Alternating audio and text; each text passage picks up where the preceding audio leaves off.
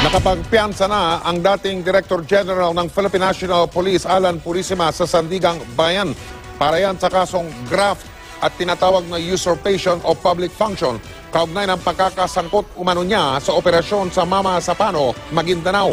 At doon ay 44 na alagad ng Special Action Force ang napatay. 20,000 pisong piyansa ang binayaran ni Purisima.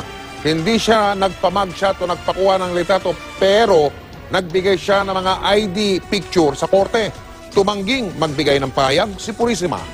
Ipinagtibay ng Office of the Ombudsman ang kautosang pagsasampa ng kaso laban kina dating Philippine National Police o PNP Chief Alan Purisima at dating Special Action Force o SAF Director Getulio Napeñas kaugnay ng Mama Sapano incident. At upang ibigay sa atin ang detalye sa ulat na yun, kasama natin sa studio ang ating correspondent na si Joyce Balancio. Joyce, anong kaso ang isasampa? Attorney Reggie, pinag-utos na nga ni Ombudsman Conchita Carpio Morales na magsampa na ng kasong una, graft, pangalawa, usurpation of official functions. Laban yan kay dating PNP Chief Alan Purisima at dating Special Action Force Director Getulio Napeñas. Attorney Reggie, kaugnay yan sa nangyaring Mama Sapano encounter o operation January last year. Kung naalala natin, 44 SAF commandos at iba pang sibilyan yung namatay sa enkwentro ng PNP SAF pati yung MILF, no? At maliban siya sa criminal cases, Attorney Reggie, nakaharap na rin sila Purisima at Napeñas sa kanilang administrative liability dahil sa grave misconduct, gross neglect of duty at conduct prejudicial to the best interest of service. At dismissal sana, Attorney Reggie, yung ipapato sa kanila ng Ombudsman, pero dahil dismiss na si dating PNP Chief Alan Purisima from PNP since June 2015 at nag-retire na rin si Napeñas noong July 2015, pinagbabayad na lang sila ng Ombudsman ng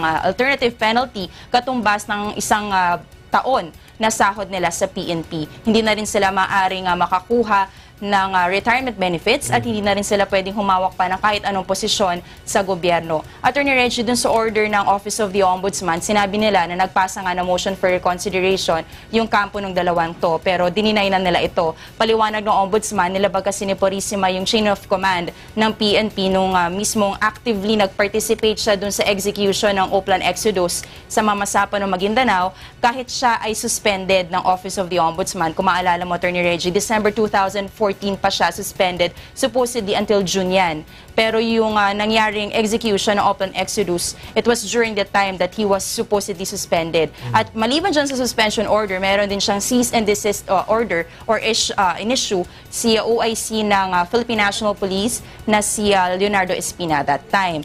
At maliban nga dyan, Attorney Reg, damay si Napeñas din dito sa kasong ito dahil nga kahit nga suspended si Purisima, nakipag-coordinate siya at nag-participate siya dun sa mga plano na binuo nila along the way. Bagaman, Attorney Reggie, kasama nga si Pangulong Aquino dun sa mga inimbestigahan ng Office of the Ombudsman nung ginagawa nila itong field investigation na investigation nila ay hindi kasama si Pangulo dun sa ordered dismissed from the office. Maliban syempre of course dahil nakaupo pa siya ngayon, pero ayon sa Office of the Ombudsman, wala silang nakitang proof, walang nakitang evidence that would pin down the President and can prove na meron siyang any criminal or administrative liability dito nga sa nangyaring insidente. Sa parte naman ni Napeñas, Attorney Reggie, nabanggit niya na masakit sa kanya yung naging patawngan ng Office of the Ombudsman dahil nabanggit niya 37 years na siya na PNP SAF nagtrabaho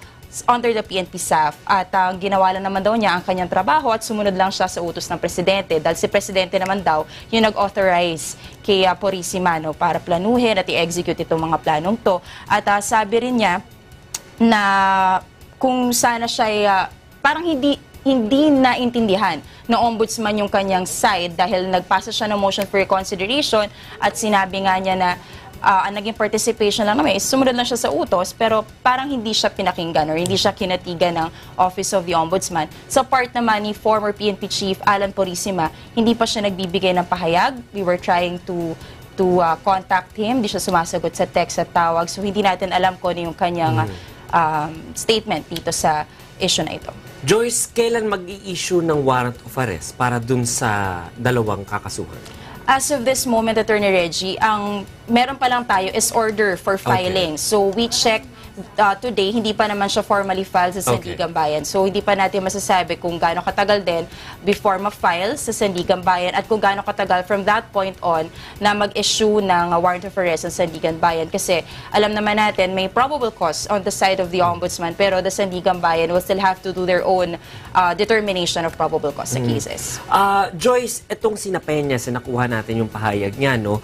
Balak niya bang iakyat sa Korte Suprema ang desisyon na to ng Ombudsman? Wala pa siyang sinasabing ganyan na Attorney Reggie, pero ang sabi lang niya is handa siyang harapin yung kaso sa court. So, alam naman natin na may procedure naman yan. Siyempre, pag dumating yan sa Sandigan Bayan, doon mo niya una kailangan harapin yan. If he has to file a motion for judicial determination of probable cause, and then kung balak nila na depende sa kanila kung ano yung mga ihahain nilang motion to dismiss the case, yan pa yung mga abangan natin sa Sandigan Bayan. But as of this moment, wala pa siyang nababanggit kung i-elevate nila itong kasong ito sa Korte Suprema. Huling katanungan, na-feel ba ni Peñas na naging fall guy sila ni Purisima? Natanong niyo ba yon o nasabi niya ba yun?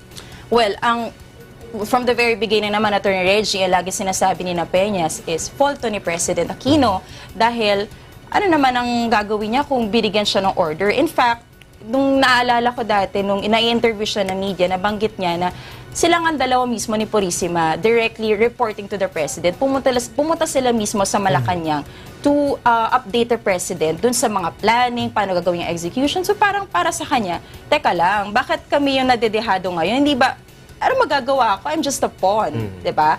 I was given orders by the President.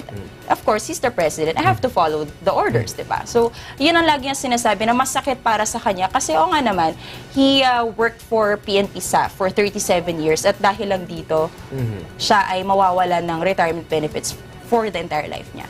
SMS exchange between His Excellency President Ignacio Aquino III and myself was done on January 25, Sunday, while I was in San Leonardo, Malaysia.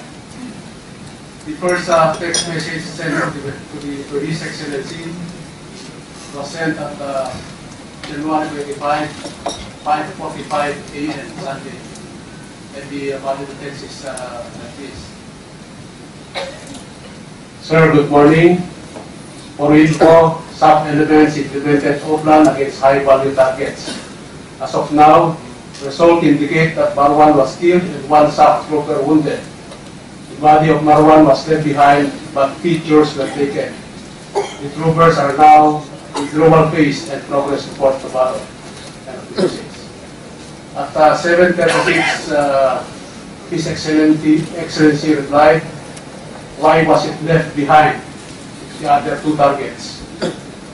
My reply was, "Sir, accordingly, when the nearest target from the line of approach is M1, and when they hit the primary target, the other house where Basit Osman was located with other elements reacted and fired at the troopers.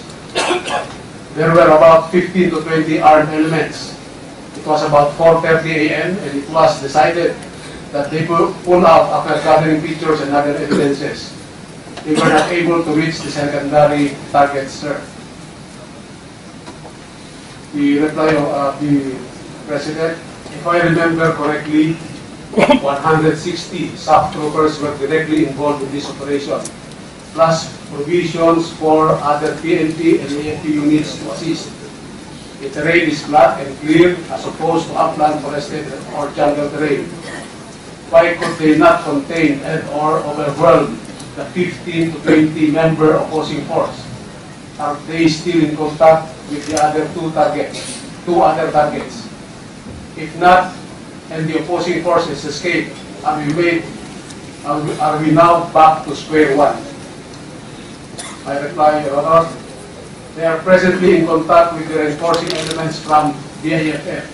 The containment forces are the ones in contact right now. They are supported by mechanized and artillery support, sir.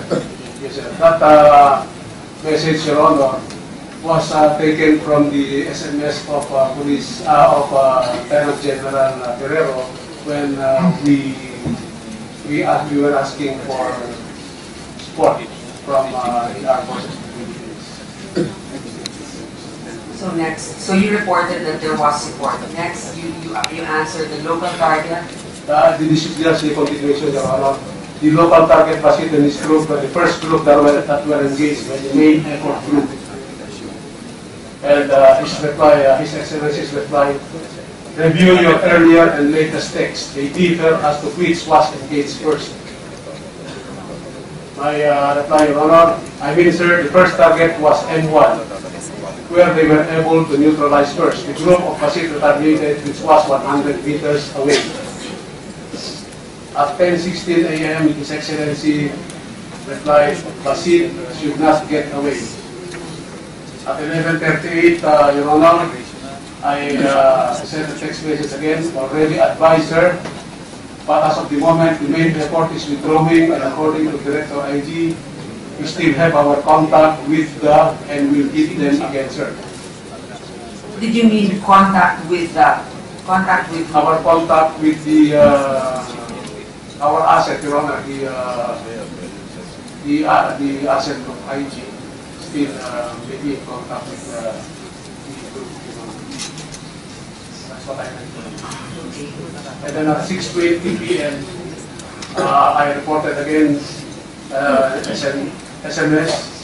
Sir, the latest report from operating elements in Maguindanao states that the security elements who were engaged by BAFF/MILF elements suffered heavy casualties. They were reportedly overrun.